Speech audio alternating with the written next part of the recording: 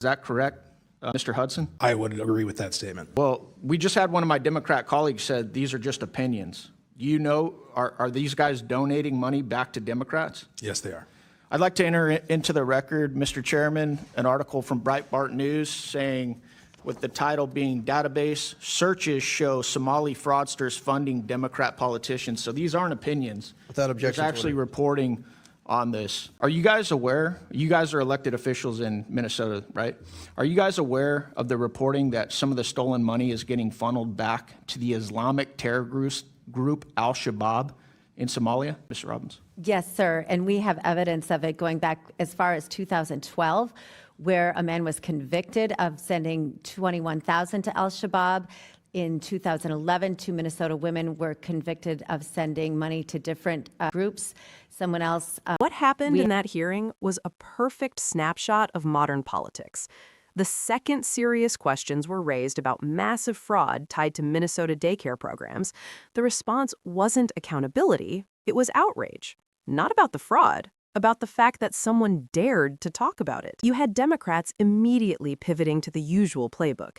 This is xenophobic, this is racist, this is Islamophobic. That's the shield. That's the deflection. Because if you can label your opponent something ugly, you never have to address the substance of the accusation. But here's where it got interesting. Instead of backing down, Eli Crane doubled down. He didn't shout, he didn't rant, he asked a simple question. Are Democrat constituents also upset about taxpayer money being stolen? And the answer was yes. Across political lines, everyday Americans are furious when they think their tax dollars are being abused. That's not racism, that's common sense. Then came the real bombshell. Allegations that some of these fraudulent operators were donating money back to Democrat politicians. Now, if that's true, that's not just mismanagement, that's a machine. Taxpayer money goes out the door, fraud happens, and somehow political donations come back into campaign coffers. If even a fraction of that is accurate, that's explosive. And what was the response? Not let's investigate, not let's clean this up. The response was essentially, you're terrible for bringing it up. That's the pattern. When concerns were raised about pandemic relief fraud, same thing. When questions were asked about foreign aid accountability, same thing.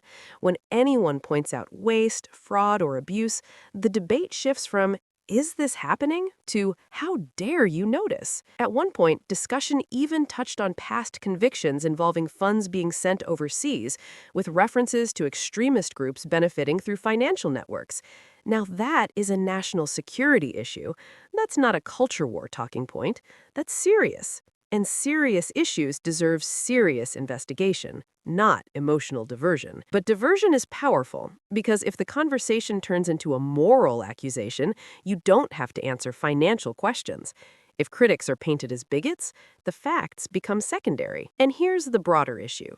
Charity versus corruption. Real charity is voluntary, it's transparent, it's accountable. It doesn't depend on bloated bureaucracy or political middlemen. When government programs are exploited and politicians refuse to acknowledge the abuse, that's not compassion, that's negligence. The American system only works if oversight works.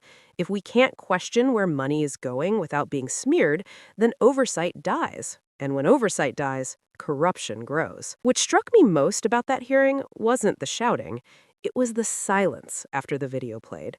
Because silence means something couldn't be easily dismissed. Silence means the narrative got uncomfortable.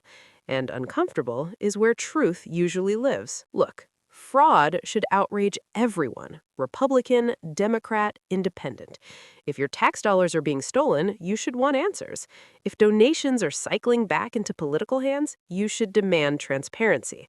None of that requires hatred, it requires accountability. That's the difference. So if you believe sunlight is the best disinfectant, stick around, like the video, subscribe. Because these moments, when the talking points fall apart and the room goes quiet, those are the moments that matter most. And the more people see them, the harder they are to ignore.